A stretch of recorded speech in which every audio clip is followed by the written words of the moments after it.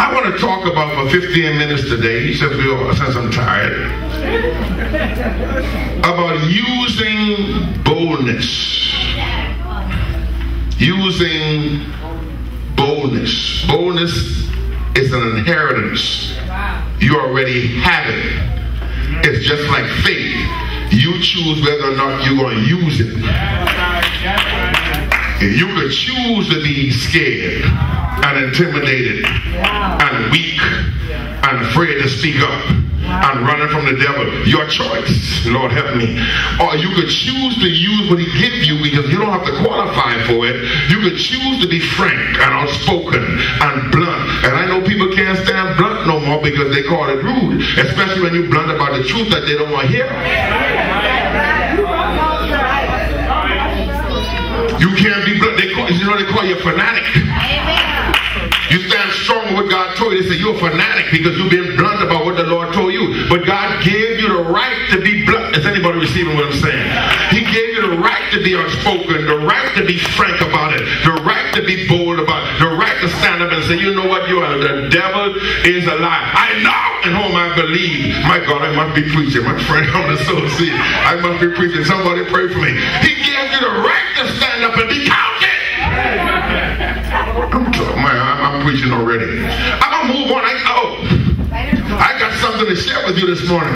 But you got to start from the foundation that you have the right to speak up. That's right. Come on.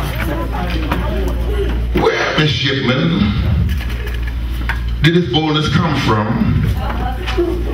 How did I get it? And what do I use it for? Can we talk just a minute? Y'all got this? How do I get this boldness? I have it, right? You go to the bank account right now, there's $1,000 in there. You ain't gonna be overly concerned about how it get in there, but something inside you wonder how that happened. What we teach. Because if you don't know where it comes from, you would think it's a mistake. And you'll be afraid to use what you've been blessed with because you don't know the origin of it.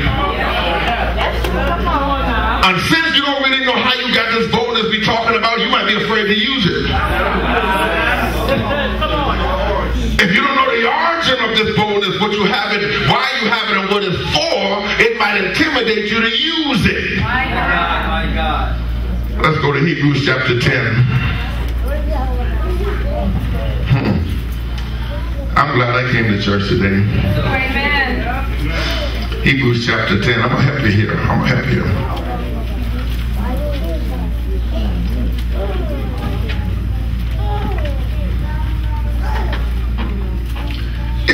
Let me just read something for you. I'm going to read through this right quick, okay? I'm going to read from verse 12 on, but we can talk about verse 19. If you ever say amen. I'm going to give you the backdrop for it.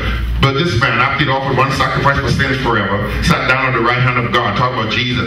One sacrifice for sins for how long? One sacrifice for sins for how long? That means last year, next year, millennium ago, millennium coming. Okay. From henceforth, expecting to the end, he made his footstool. By one offering, he has did what?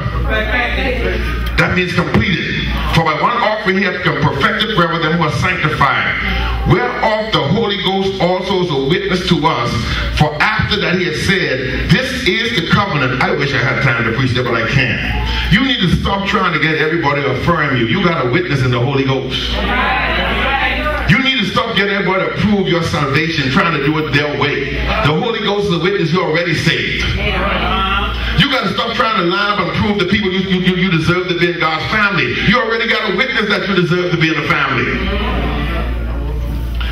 He's a witness that this is the covenant that I will make with them after those days, said the Lord. I'll put my laws into their hearts and in their minds will I write them. And their sins and their iniquities will I remember. Access by one Spirit. Yes, sir. Yes, sir. I'm not going to get away from this message, but I feel the Holy Ghost. I got to tell you something. You have boldness and access by the blood. You should never be afraid to ask God for anything anymore after this. Because you have the right to talk to him.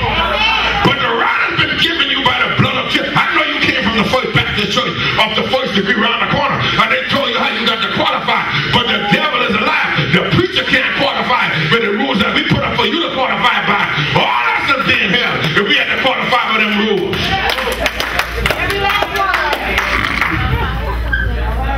Am I preaching here? Amen. Tell him I'm learning something here.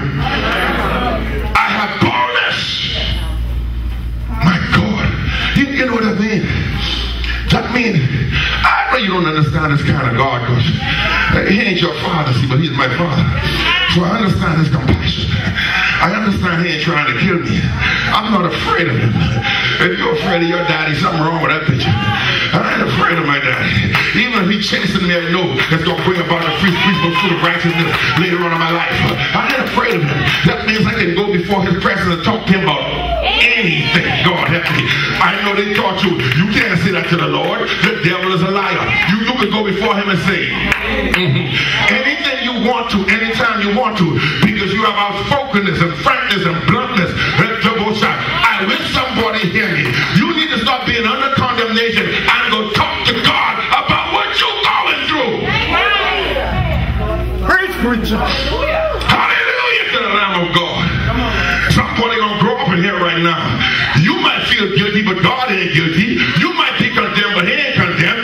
You see yourself as guilty. He don't see you as guilty. If he sees you as guilty, then he's a liar. Oh, you're better than me talk. If he sees you condemned, then he's a liar. Who wants to serve a God who can lie to you? The problem is he tells you the truth. You lying to yourself. That's why you and him can't agree.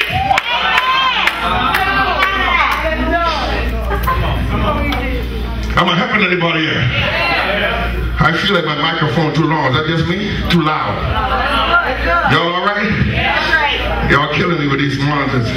So, why? I'm about to say, he helping me. Say, he helping me. I have the right.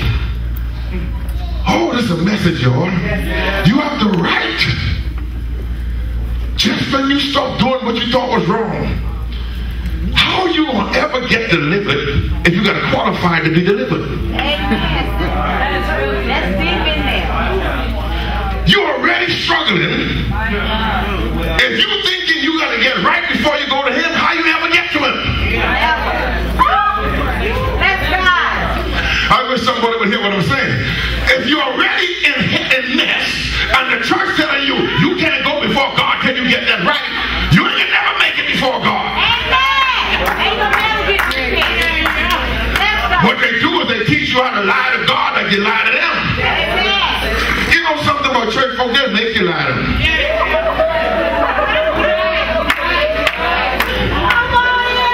They don't want to deal with no truth. They'll make you confirm yourself to them and lie to them about who you are and what you do. Well, bless the Lord. You know I haven't had a bad thought in 10 years. You lying through your teeth. The church has set up a structure, but they'll make us liars if we try to please them. Amen. Because they want to lie to be who you are. Amen.